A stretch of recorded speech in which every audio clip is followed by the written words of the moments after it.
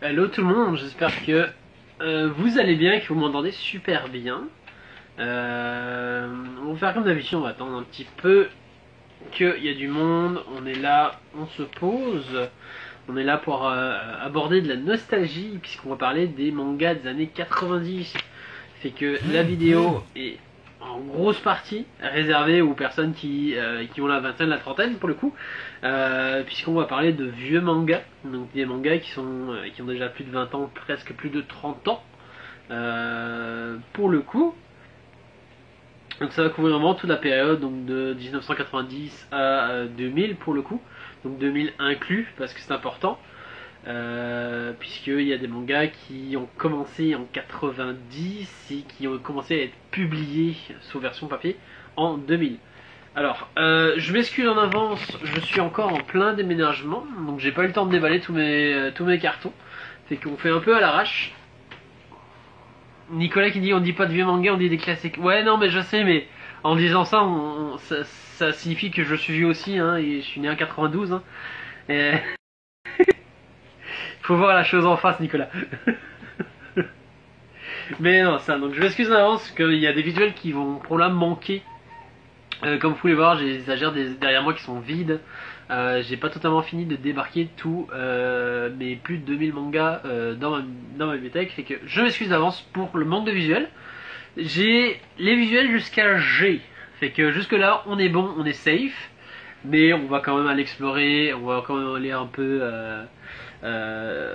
découvrir en fait plus loin que la lettre G, bien évidemment. Donc commençons par commençons par le plus classique, bien évidemment. Quoi de mieux que de commencer avec Dragon Ball, hein, pour le coup. Donc avec cette merveilleuse édition qui est en fait le visuel de la première édition japonaise et qui pour le coup, pour nous ici en français, est la deuxième édition en fait. Donc la première étant la version de chez Glénat multicolore et traduite dans notre sens de lecture à nous en fait. Il y a toute une petite symbolique autour de ça, notamment le fait que Glénat avait peur au début que le format japonais, en fait le format japonais de lecture fâche un peu les lecteurs qui étaient plus habitués à l'époque avec de la BD. Donc notre sens de lecture à nous. Et pour le coup, cette version de Dragon Ball là, donc la blanche et la bleue qui est toujours disponible, by the way, est la première version Dragon Ball traduite dans le sens original de lecture japonais, pour le coup. Je vous ferai pas l'affront de vous expliquer en quoi consiste Dragon Ball, qu'est-ce qu'un Dragon Ball. Je pense que tout le monde connaît Dragon Ball de loin ou de près, ne serait-ce qu'avec l'ancienne version, la version de GT, même si je me tends à dire qu'elle existe plus ou moins en tant que fan, et la version de Super pour le coup. Ce qui est intéressant pour le coup, avec Dragon Ball, on va plus parler de petites anecdotes, et notamment une petite anecdote concernant l'arrivée de Super en animé pour le coup, où la Toei Animation a décidé de soumettre... bonsoir Michel, bienvenue parmi nous. On parle de Dragon Ball ici, on parle de ce qui s'est passé quand Dragon Ball Super est sorti en version animée pour le coup, où la Toei Animation s'est lancée dans le concept de créer un département uniquement réservé à Dragon Ball. Donc Toriyama étant l'homme qu'il est, il aime l'argent, il aime ne pas travailler, puisqu'il a dit quand il a terminé Dragon Ball, ça fait X années que ça fait plus de 20 ans que j'ai plus de 10 ans même, excuse-moi, plus de 10 ans que j'écris Dragon Ball, je prendrai 10 ans de vacances. Et sur le fait, Akira Toriyama lui a dit bon bah écoutez, faites ce que vous voulez, tant que ça me fait rentrer de l'argent, moi je suis bon. Et que pour le coup, la Toei Animation a un département spécialisé dans tout ce qui est produit, animation, tout ce qui touche autour de Dragon Ball pour le coup. Et au lieu de parler Dragon Ball encore une fois, je vais plus vous parler des petites histoires que l'auteur a plus ou moins écrit à la même époque et qui sont assez très peu connues mine de rien. Donc il y en a 3. Donc il y en a 3 qui sont encore disponibles. Et à l'époque il y avait les histoires courtes d'Akira Toriyama, qui était une compilation d'histoires courtes de l'auteur pour le coup, qui ne sont malheureusement plus trouvables, qui sont en arrêt de commercialisation. Mais ce soir, je vais parler plutôt de Kajika ici, de Sunland et de Koa pour le coup. Michel qui nous dit les années 90 ont plutôt été pauvres en matière de manga et d'anime au Québec, de moins la première moitié.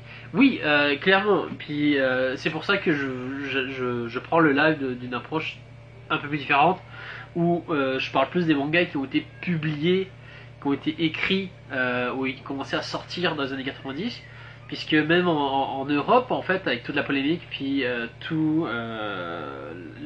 seule source en fait qu'on pouvait trouver en termes de manga finalement, c'était les animés avec le Club Dorothée pour le coup. Pour le coup, tu me dis que c'est plus ou moins semblable au Québec, et que ça c'est drôle puisque finalement la France ayant connu son boom en fait autour du manga et des animés à cette époque-là. Donc, années 90, début 2000 finalement. Julien qui me dit Club Dorothée Power, bah oui, bien sûr. L'opening de Dragon Ball, chanté par Ariane, je pense, et juste mythique pour vrai. Mais pour le coup, c'est ça, c'est intéressant puisque, genre, vraiment, en Europe, autant la France, la Belgique que les autres pays, j'imagine, on a vraiment eu cette espèce de boom à ce moment-là où les mangas ont vraiment explosé avec.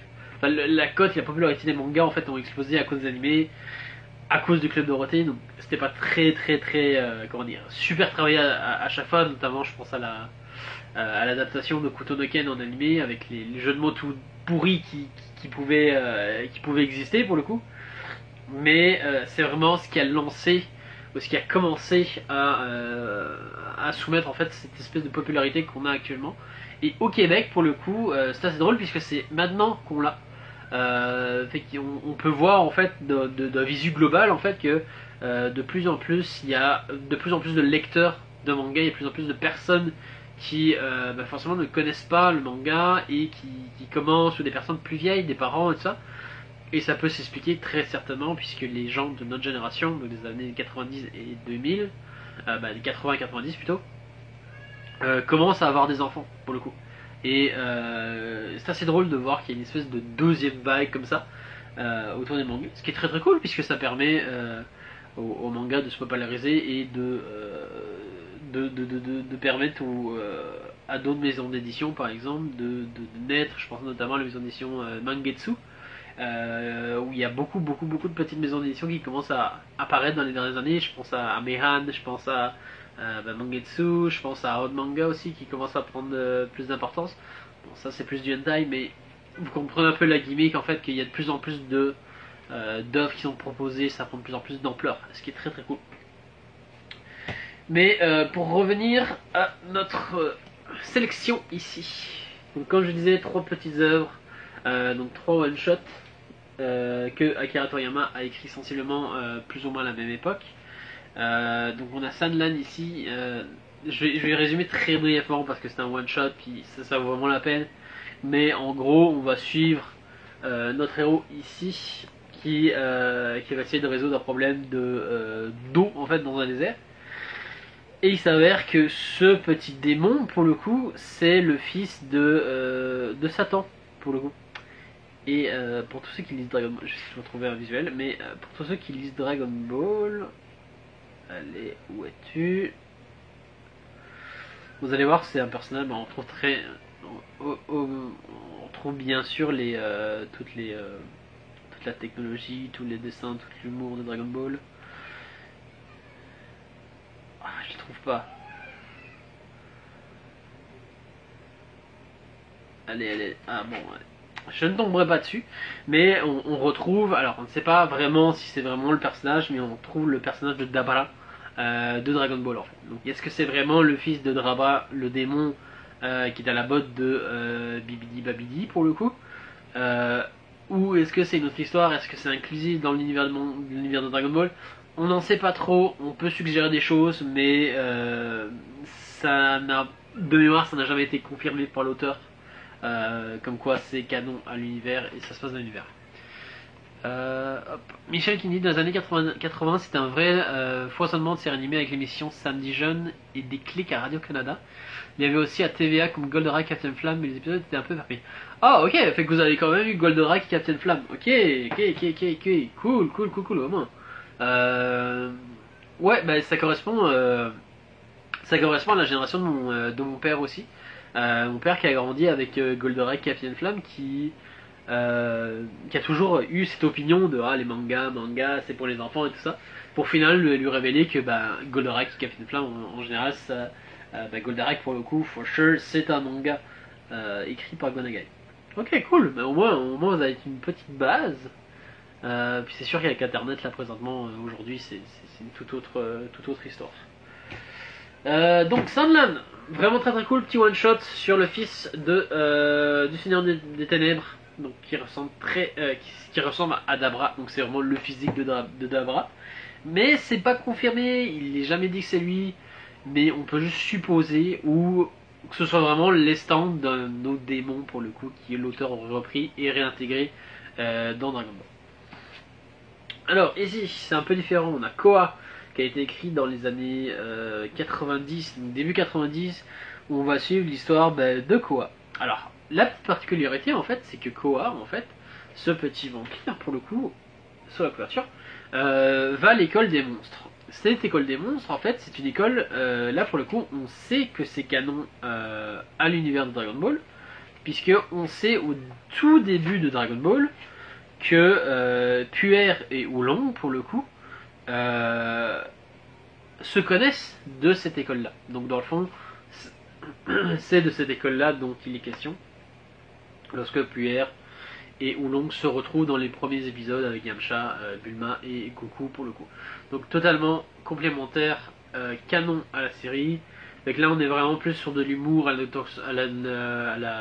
Dr Slump plutôt, pas Dr Slump, Dr Slump, et totalement canon à l'histoire.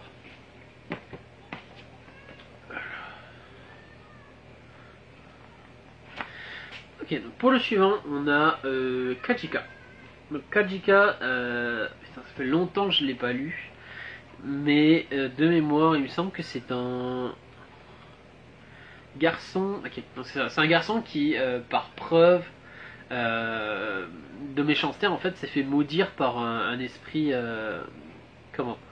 Un esprit renard, et pour le coup se trouve affublé de certaines capacités, et dont cette queue-là.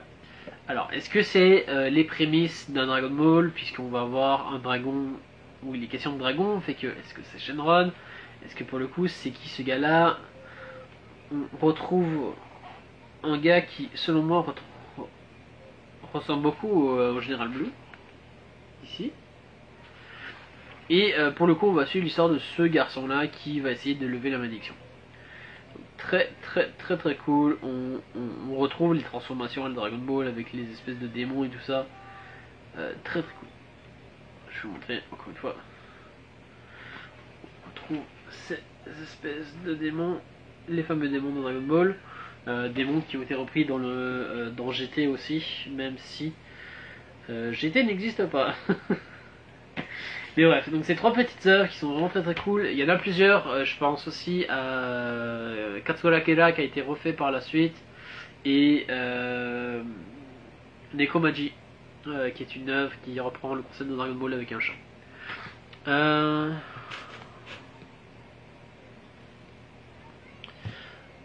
Alors attendez, j'essaie de remonter tout ça. Donc Jennifer qui nous dit moi je suis arrivé à l'époque de Sailor Moon, Sakura chasseuse de cartes, Evangelion, Cyber 6 étant plus comique que animé manga, malgré que c'est un mix entre japonais, canadien et les Moomins et Madame Pepperpot. Ok, les deux derniers ça me dit absolument rien. Mais non, mais c'est entre les deux en fait, parce que Sailor Moon, Sakura Card Captor, c'est les années 90, encore une fois. Fait que je pense que t'es vraiment entre les deux. T'as eu un peu ce que j'ai eu, où j'ai eu les fins d'Albator en fait, donc des années 80, fin des années 80, début 90, et j'ai eu tout ce qui est après en fait, jusqu'aux années 2000. Je pense avec Dragon Ball, je pense avec One Piece, les Shaman King, les GTO, tout ça, et Ranma demi, mais hors décalé pour le coup. Bon, suivant. Donc, parlons, j'ai énoncé GTO, et évidemment GTO en fait partie. Donc GTO, c'est l'histoire d'un professeur, Eikichi Unozuka, 22 ans, libre comme l'air, qui veut devenir professeur pour mater des culottes de lycéennes. Donc, le but est assez pervers en soi, mais on va suivre ce professeur-là, ce jeune professeur, une connaisseuse, une connaisseuse. Et mais pour le coup, on va suivre ce professeur-là qui va avoir une certaine pédagogie toute particulière et qui pour le coup va s'occuper en fait de la classe à problème de l'école. C'est vrai que c'est à la base une BD argentine. Ah bah écoute, je savais pas. Mais pour le coup, c'est ça. Donc, GTO pour le coup, qui est donc ça mêle vraiment le côté Furio que j'aime beaucoup. Donc vraiment la baston, les gangs de rue, le côté Yankee, très, c'est avec la fameuse pose et tout ça. Et pour le coup, on va suivre notre héros, donc notre jeune délinquant à la retraite, qui va essayer de résoudre les problèmes de ses élèves avec sa fameuse pédagogie, même si ça implique de devoir humilier ou de devoir frapper du monde. Et je pense que c'est vraiment cette dose de bagarre, action, de moments intenses et d'humour en fait qui fait vraiment tout le mix, tout le charme de GTO. Jennifer qui dit priorité que je crois aussi. Ah, pour le Cyber Six, oui, ok. Et pour le coup, en fait, il y a deux autres mangas pour le coup, et c'est assez intéressant parce que je l'ai découvert en faisant les recherches pour le live en fait. Et je n'avais jamais vraiment fait attention, c'est que Young GTO, GTO et Bad Company qu'on va voir par la suite, qui est sur l'univers de GTO, sont tous les trois été écrits plus ou moins en l'espace de 10 ans. Michel qui me dit c'est ce que j'ai lu, j'ai jamais vérifié par moi-même. Ok. Le truc avec Young GTO, donc il faut savoir qu'il n'y a plus qu'une seule réédition qui est disponible et c'est celle-ci. Donc c'est une réédition tout assez particulière. Il faut pas avoir peur d'être rebuté par le style de dessin. Le style de dessin pourrait en fâcher plus d'un, puisque c'est un vieux style de dessin. On voit que l'auteur commençait sa série. C'est assez vieillot, je veux dire. Perso, j'ai un gros coup de cœur pour ces dessins-là. Je trouve juste ça incroyablement stylé. On peut voir avec Mizuki et qui Onizuka pour le coup. Et en fait, Young GTO ça parle de l'adolescence de trio Inobaku pour le coup. Donc Ryuji, son pote flic, j'ai oublié son nom, et de Onizuka pour le coup. Et quand ils étaient adolescents. Et que c'est vraiment du furio pur et dur, de la baston, de l'humour, des sentiments, des situations d'émotions fortes pour le coup. Donc à savoir que c'est la nouvelle édition. Donc l'auteur a refait les dessins de la couverture.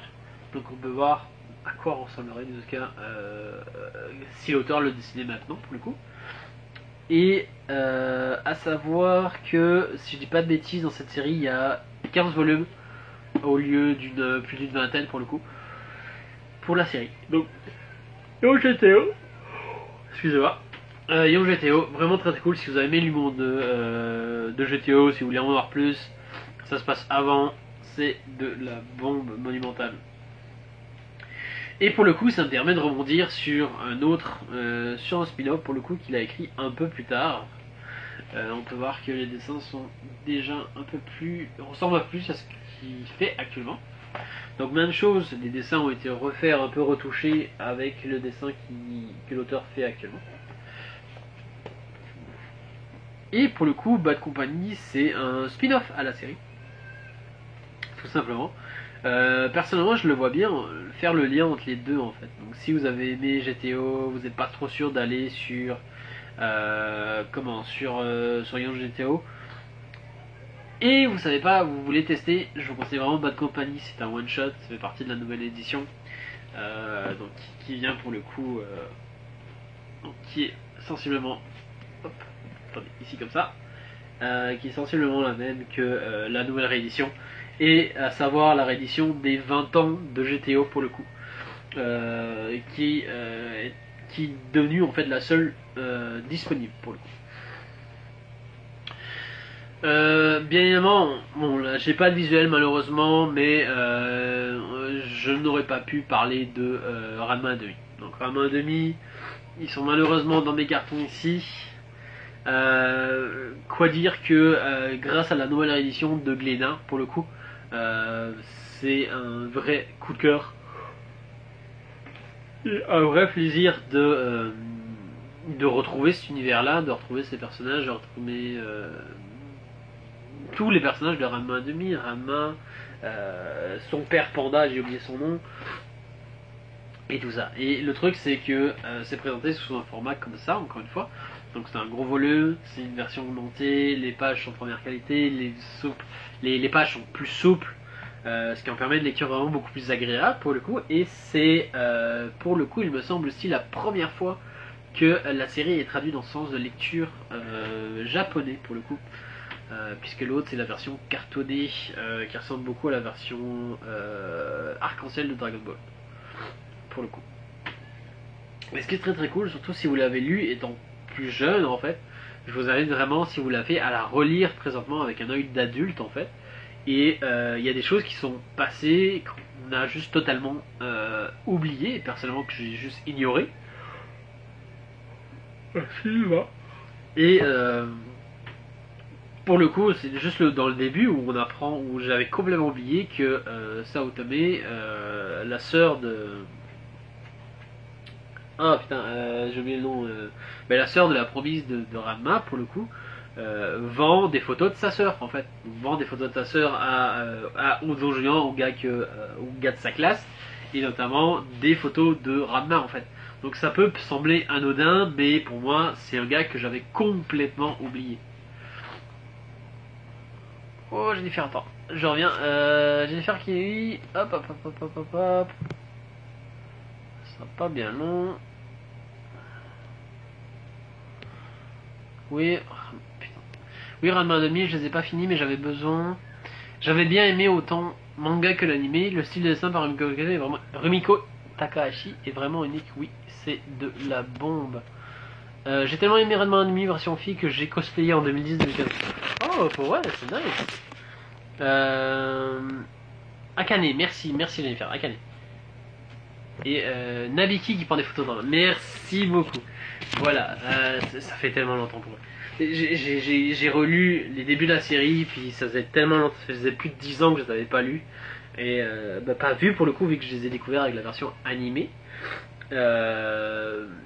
Et oui, Nabiki qui prend des photos de Ranma pour le coup, et de Ranma et de sa sœur pour le coup, et qui les vend à l'école. Fait que ça peut sembler anodin, mais moi j'ai hurlé de rire devant ça. C'est tellement drôle, ça sort tellement, ça vient tellement apaiser l'ambiance, fait que c'est tellement très très cool. Puis Jennifer, si tu as aimé, si tu aimes Rumiko Takahashi, je te conseille le très très bon Mao que l'auteur est en train d'écrire, qui pour moi est un très bon mix entre Rin et Inuyasha, évidemment, qui va faire partie, mais pour le coup qui va être le prochain dont il va être question. Inuyasha qui a aussi été écrit durant les années 90 pour le coup, qui est un classique de chez classique, qui est un tantinet composé de tomes, il y en a 56, donc c'est énorme. Jennifer qui dit ainsi le fait qu'on ainsi le fait qu'on regarde tous les jours, Akane doit se battre contre tout le monde en arrivant à l'école. Oui, mais ça c'est... Ouais, mais des gags comme ça. Puis juste le fait de... des moments où il y a un argument, où il y a une attaque entre les membres de la famille, pour le coup, vu que ça scelle de famille, il y a des attaques à l'eau chaude ou à l'eau froide qui font que ça revient, des trucs hilarants. Il y a le père de Ranma qui se transforme en panda, et puis pour parler, parce qu'un panda ça parle pas, il utilise ces petites affiches. Je trouve ça tellement hilarant pour le coup, et j'adore le père de Ranma. Donc vraiment, Ranma, je vous le conseille, relisez-le avec un œil d'adulte, c'est extraordinaire pour le coup. Inuyasha qui faisait partie aussi de la sélection pour le coup. La sélection pour le coup qui est composée de 56 volumes, il me semble 56 ou 54, qui est vraiment très très cool aussi. J'ai aimé aussi l'animation Ikoku, un doux slice of life par Rumiko Takahashi. Oui, même chose, il y a la version... il y a plusieurs versions en fait. Il y a une version manga, il y a une version animée, et il y a une version live action qui est très très bizarre pour le coup. Si tu la connais pas, je te conseille d'aller la voir, c'est très très très très bizarre. Mais non, bien sûr, Mizo Ikoku, qui a été écrit bien avant, il me semble, pour le coup. Mais ça, là présentement, Mao, puis Rumiko Takahashi, c'est une sommité dans le monde du shonen, c'est une des premières mangaka à s'imposer. C'est une des premières mangaka à s'imposer dans le monde du shonen pour le coup. Il y a toute une symbolique autour de ça. Je ne savais pas pour le live action et l'anime. Oui. L'anime, c'est un vieil anime hein, par exemple. Donc t'attends pas vraiment à grand chose, à des trucs genre vraiment à ce qui se fait présentement, donc c'est assez vieux. L'anime se regarde bien. Le live action, l'espace de live action, je sais même pas si c'est un live action ou un film, mais t'as une version avec des acteurs, des vrais acteurs pour le coup. Où c'est assez malaisant à transcrire un anime pour le coup.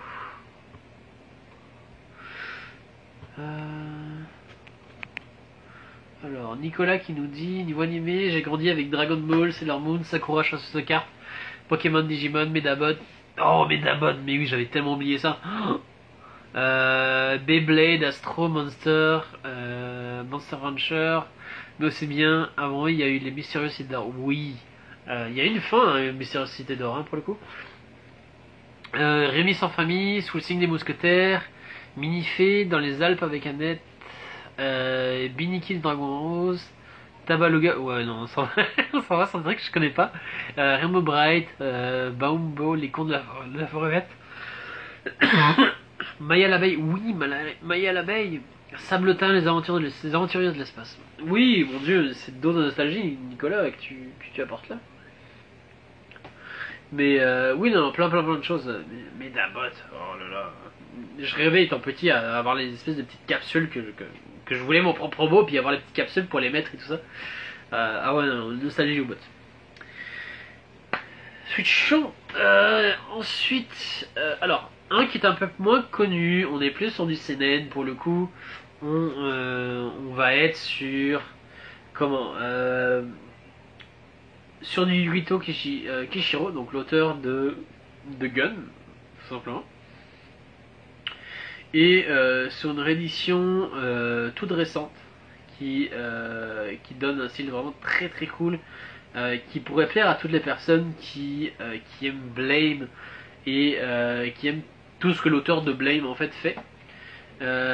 Michel qui dit ouf, j'en avais oublié dans le tas. Oui. Non, il y avait tellement. Et pour le coup, je vais parler de Ashman en fait. Donc Ashman qui se place dans l'univers de Gundam pour le coup et de Gundam Last Order, puisqu'il va être question du Motorball pour le coup, et on va suivre l'histoire d'un coureur tout simplement qui mêlé à une espèce de violence qu'on peut retrouver dans cette espèce de violence qu'on peut retrouver dans le Motorball, puis comment est-ce que il arrive à gérer avec cette espèce de syndrome post-traumatique où bah, le Motorball finalement dans Gundam c'est assez violent, ça va vite, c'est vraiment sans pitié. Et on va suivre ce gars-là. Attendez, je vais vous montrer tout ça. Il y a plein de choses à côté qui font que c'est très très particulier. Voilà, ici. Donc ce gars-là, ici, qui est un coureur de Motorball. Et donc c'est un petit volume pour vous donner un ordre d'idée par rapport à un volume régulier. Voilà ce que ça donne. Donc c'est le tiers d'un volume régulier. Et pour le coup, c'est une petite histoire sur le Motorball qui est très très cool, qui va vraiment être complémentaire à la série Gundam pour le coup de l'auteur. Ashman, très cool. Si vous voulez lancer la série, le one shot est toujours achetable, toujours disponible si vous aimez l'univers. Alors, pour vous parler du prochain, il faut qu'on remonte à quelques années. En disant ça, je veux qu'on remonte à la période, donc si vous avez connu ça, à la période de Fly, donc Dai no Daiboken, qui est basé sur l'univers de Dragon Quest. Donc, Fly, à l'époque, personnellement, moi j'ai grandi avec Fly, donc ça a été un de mes mangas préférés de l'époque. Et même s'il a été traduit, diffusé dans les années 90, du moins en Belgique pour le coup, celui dont je vais parler aujourd'hui, c'est Emblem of Roto. Donc Emblem of Roto est ici en fait, pour le coup, qui est la continuité en fait de Fly en fait. Donc c'est Fly la quête de Dai pour le coup, pour le nom traduit. C'est la suite en fait. Donc il faut savoir que tout ce qui tourne autour des Dragon Quest, donc des emblèmes off, quelque chose Roto, des Dragon Quest en fait, un manga pour le coup, c'est un peu comme JoJo en fait. Donc ça se passe d'une génération à une autre, donc sensiblement. Et pour le coup ici on va suivre, je sais comment il s'appelle le pop, pop, pop, pop, pop, pop. Oh là là, je sais plus. Oh là là. Attendez. Je sais plus.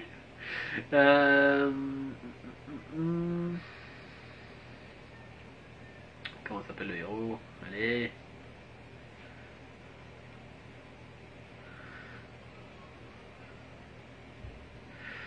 Ah non, je sais plus. Enfin bref, c'est pas très grave en soi. Une petite lacune, petit oubli. Nicolas qui me dit mon cousin avait les fly, je les ai lus grâce à lui. Oui, c'était très très cool. À savoir qu'il y a une réédition pour le moment. Enfin, il y a deux choses. Il y a un animé qui est en train de refaire qui est incroyable. Puis il y a une réédition japonaise qui est en train de se faire et j'espère vraiment que la série comment que la série va être rééditée en fait, tout simplement, parce que l'édition est vraiment très très cool. C'est sensiblement un cover comme ça, mais tous les covers mis back à back en fait fait une fresque une fois qu'ils sont passés de même en fait. Je sais pas, imaginons c'est la même, genre il y en a deux puis ça fait une image. C'est très très cool. Et pour le coup on va suivre l'histoire de notre héros qui s'avère être l'héritier du héros pour le coup. Et il y a tout un cheminement en fait vraiment à la shonen qui va suivre dans l'univers de Dragon Quest. Donc si vous aimez les jeux vidéo, l'univers va vous plaire, on va retrouver les mêmes monstres, on va retrouver les trucs, tout avec une nouvelle histoire. Jusqu'à la chute pour le coup quoi la chute du Seigneur du Mal pour le coup. Oh le gros chat. Très très très très cool. Il faut savoir que la série ici présentement, donc non seulement fait une petite fresque ici qui est juste incroyable, et la série ici fait 21 tomes encore disponibles.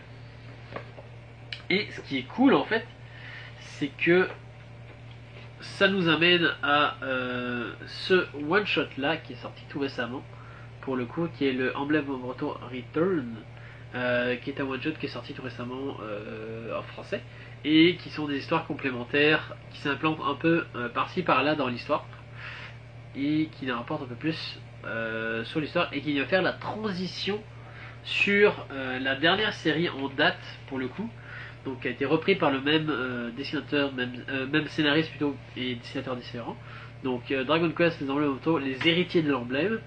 On retrouve sensiblement le même type de scénario, mais petite particularité en fait, c'est que dans l'univers, dans lui en fait, dans ces séries-là en fait, il n'y a plus de magie, ce qui pose assez problème pour le coup, vu que l'univers de Dragon Quest est gorgé de magie pour le coup.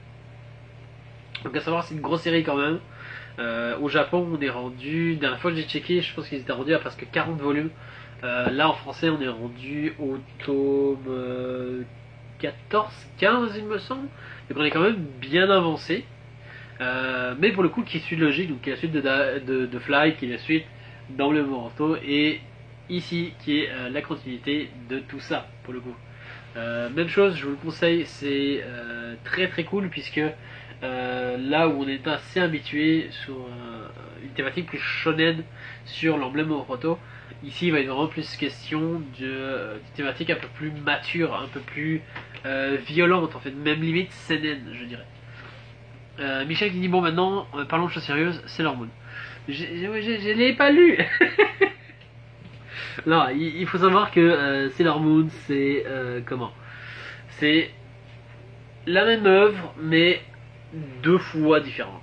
Donc la façon dont le manga est abordé, pour le coup, dans le manga et la façon dont il est abordé dans l'anime, c'est deux façons totalement différentes. Donc là où dans l'anime, c'est vraiment plus exprimé comme étant un shonen en fait avec une progression shonen. Donc je dis il y a toujours des histoires d'amour, hein, parce que Sailor Moon à la base c'est du shoujo. Désolé de briser vos illusions, hein, messieurs, hein, mais Sailor Moon c'est du shoujo, c'est pas autre chose. C'est juste l'anime pour le coup qui a un peu recentré ça pour que ça donne l'air à du shonen pour le coup. Et ce qui fait que ça a donné que beaucoup de garçons à l'époque, et moi le premier, hein, regardions Sailor Moon puisque ça avait des codes shonen, puis c'était ce que les gars voulaient voir finalement. Et pour le coup, le manga, même si ça garde toujours ce côté très aventure, pour le coup, très avant-gardé, c'est un des premiers genres aventure shoujo. Ça a une connotation plus plus romance, plus shoujo basique pour le coup. Nicolas qui me dit c'est le deuxième manga que je me suis acheté. J'ai commencé avec Dragon Ball comme tout le monde, j'assume le shoujo. Ah oui, mais carrément, hein, carrément. Il faut. Je le dirai jamais assez, mais diversifier vos lectures, c'est un plaisir. C'est vraiment avec le mood en fait. Et c'est ça qui fait la beauté des choses en fait. C'est comme genre, on est dans un mood, puis il y a un moment où ça m'arrive, c'est un moment où je veux lire du shoujo, ou un moment où je veux lire du josei, ou il y a un moment où comme le shonen ça me passe par-dessus de la tête, j'ai plus envie d'en entendre parler, et je vais lire du seinen, mais qui est vraiment de tout, hein. Fait que diversifier les lectures. Bon, les chats cassent tout. Et pour le coup, on a gardé le meilleur pour la fin. Je veux bien sûr parler, et ça va être une petite touche et un petit hommage à cet auteur qui nous a quitté tout récemment. Je veux bien sûr parler de Berserk. Alors, Berserk, c'est une véritable histoire d'amour et de haine, puisque d'amour parce que la série est extraordinaire, et de haine parce que l'auteur a pris son temps, a fait de nombreux hiatus, pour finalement mourir il y a peu des suites d'une complication médicale qui a fait que probablement son œuvre ne sera jamais terminée. Ce qui est très triste. L'événement en soi est très triste pour la famille, je me rends compte, mais pour tout ce qui est fan, et si on regarde vraiment le côté de fan, c'est très dommage puisque la série est vraiment très cool. C'est un des piliers de manga de science-fiction Dark Medieval Fantasy. Des moments où tu veux le médiéval, bim, c'est Berserk qu'on conseille. Michel qui dit je voulais pas mettre malaise. Non. Pas mal. C'est juste que ça remonte à tellement longtemps. Puis Sailor Moon, c'est un classique, voyons. Surtout il y a une version animée qui a revu le jour, que j'ai revu tout récemment, puisque mon dieu ils ont fait ça, qui est très très cool, qui a l'air vraiment très cool. Puis même chose, cette transformation, la Sailor Moon en fait ça a inspiré beaucoup de mangas. Et le manga que je préfère par-dessus tout, One Piece par exemple, dans le dernier arc par exemple, ça a inspiré une transformation d'un des personnages que j'aime beaucoup par exemple. Fait qu'il y a quand même toute une espèce d'héritage en fait autour de Sailor Moon qui est absolument présent et qui est important en fait de spécifier. Michel qui lui dit j'ai fini en 2 jours, important de l'écouter avant le film. Ah oui, pour le coup c'est ça. Je pense que c'est ça que Nicolas qui revenait. Ouais, c'est ça, ok. Nicolas qui nous dit il y a de l'espoir avec son assistant. J'espère vraiment, pour vrai. Pour ceux qui ne sauraient pas, le jour de l'annonce de la mort de Berserk, un des assistants en fait, a posté sur son Twitter, pour le coup, la phrase suivante. C'est oui, je ferai de mon mieux. Donc la journée de l'annonce officielle de la mort de l'auteur. C'est que est-ce que du coup la phrase a été mise en contexte sans vraiment que ce soit vraiment pour ça, ou est-ce que c'est vraiment le fan qui dit bon écoute si ça doit se faire je ferai de mon mieux, en sachant que je vous invite tous à aller voir les quelques chapitres de Duranki, donc Duranki, qui est un projet que l'auteur avait mis sur place pour motiver ses assistants et qu'il est entièrement dessiné par les assistants. Donc Miura n'a pas mis un seul coup de crayon là-dessus et le dessin est très très ressemblant, fait que ça pourrait être cool. Le problème, c'est que au Japon, l'œuvre est intimement liée à l'artiste en fait. Et si l'artiste n'est pas là pour continuer son œuvre, il n'y a pas de continuité. Donc à voir avec ce que ça va donner dans les prochains jours, pour le coup. Prochains jours, dans le futur, pour le coup. J'espère vraiment que l'auteur a laissé son scénario, a laissé la fin. Et que on aura la fin finalement, parce que ça serait juste absolument triste. Je remonte le truc.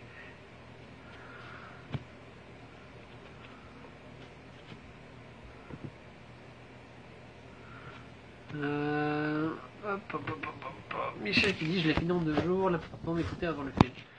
J'imagine que tu parles de Sailor Moon. Dave qui nous dit Dave Patrick Berserk Forever. Oui, non, mais je sais. Malheureusement, ça reste intemporel. Puis, si vous voulez vraiment, alors c'est du seinen bien évidemment, donc si vous voulez attendre un truc vraiment plus mature, plus violent, plus dark, vraiment avec un scénario très profond qui se c'est un vrai chef-d'œuvre d'inspiration, ne serait-ce que artistique, ne serait-ce que mythologique, ne serait-ce que historique aussi, puisque ça se base sur la guerre de 100 ans en fait entre l'Angleterre et la France, notamment la période avec les mercenaires. Berserk, c'est la série à lire absolument. Dave qui nous dit est-ce que vous avez fait un artbook de Berserk chez Otaku? Il me semble que habituellement on le tient, donc je ne sais pas si on l'a présentement en boutique, mais il me semble que on essaye de le tenir en permanence, ne serait-ce que parce que l'auteur est mort dernièrement, mais je pense qu'on devrait l'avoir. Si jamais on ne l'a pas en boutique, tu peux toujours te référer au site internet bien évidemment. De toute façon, tout ce que j'ai parlé va se retrouver en lien en fait sur l'article, sur le blog, qui vous permettra de retourner sur l'article si vous voulez, sur l'article ou sur l'item sur le shop si vous voulez le commander, le faire livrer chez vous ou le récupérer en magasin, bien évidemment. Julien qui nous dit un excellent manga pas assez connu, Yu Yu Hakusho. Oui, merci Julien. Tu me permets de faire la transition sur une série que j'aime vraiment énormément, donc Yu Yu Hakusho pour le coup, qui est une série qui s'est terminée dans les années 90, qui a été écrit par le papa de Hunter x Hunter, pour le coup, donc qui est très peu connu. Il y a aussi Level E, qui a été écrit sensiblement à la même époque, qui est du même auteur pour le coup, qui est très peu connu.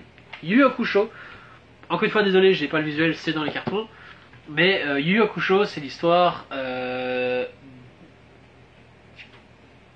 j'oublie les noms, c'est une horreur. Comment il s'appelle je sais plus. Bah bref, c'est l'histoire de notre héros pour le coup qui, en voulant faire sa BA et en voulant sauver un petit garçon. Donc vraiment, je vous pose le schéma classique d'une scène d'animé random X en fait, où il y a un petit garçon. Yusuke, merci David, merci Dave. Yusuke, merci.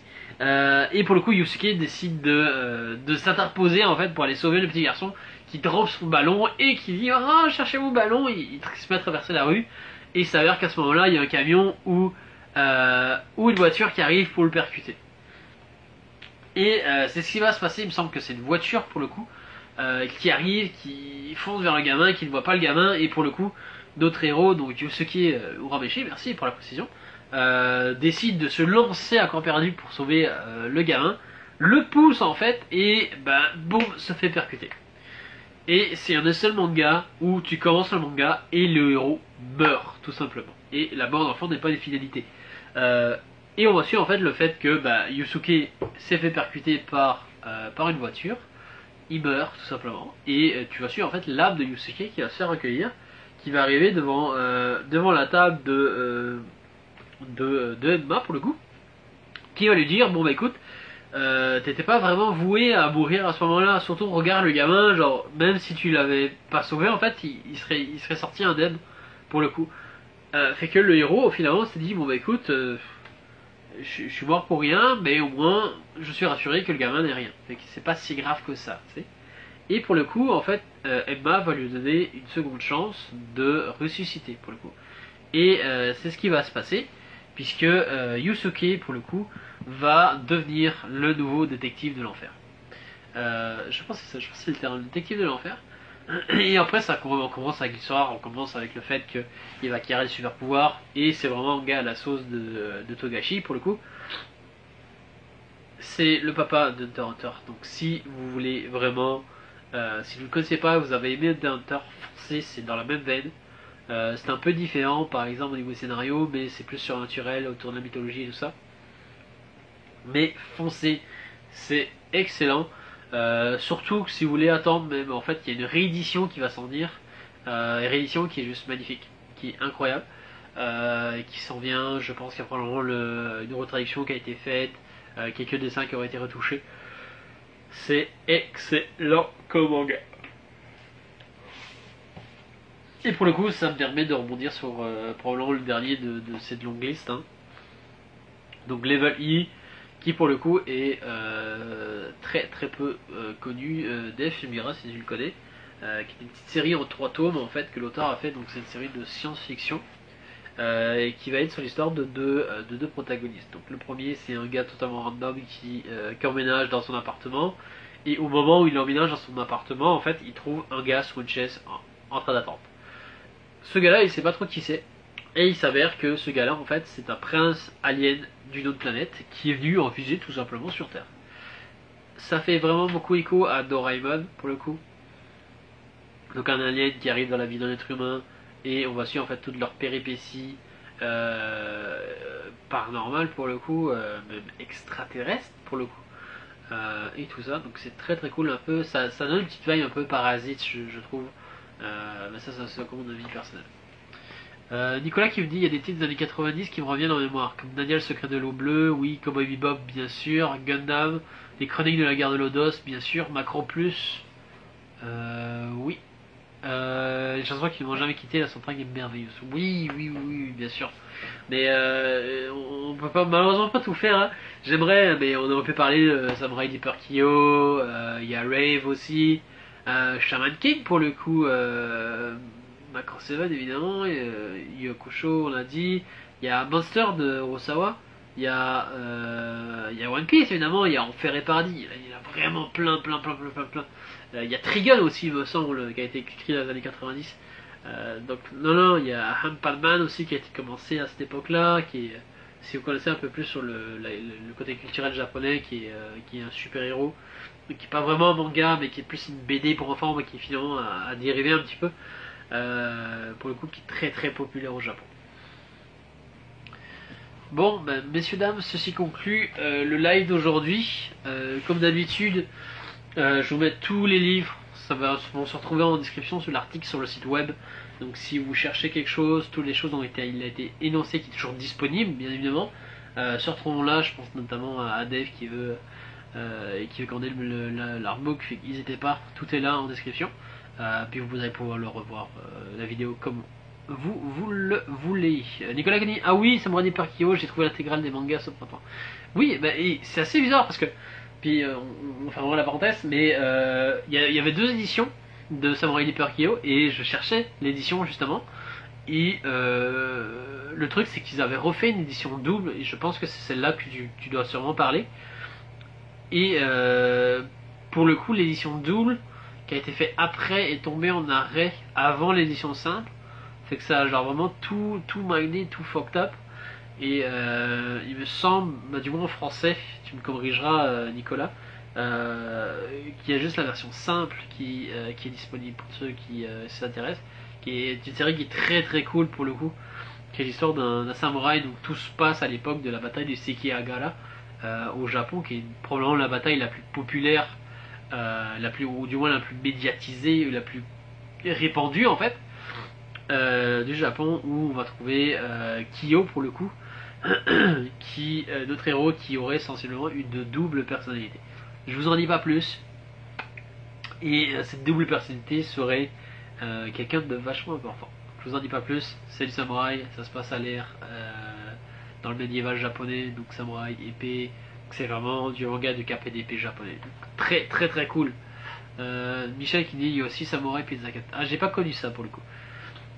Mais ouais, bon, mais voilà ce qui conclut tout, le live d'aujourd'hui. Portez-vous bien, guys. On se retrouve probablement la prochaine fois pour un autre live. Ce sera pas forcément moi, mais un autre de l'équipe. Sur ce, prenez soin de vous. On se revoit la prochaine fois. Bye là.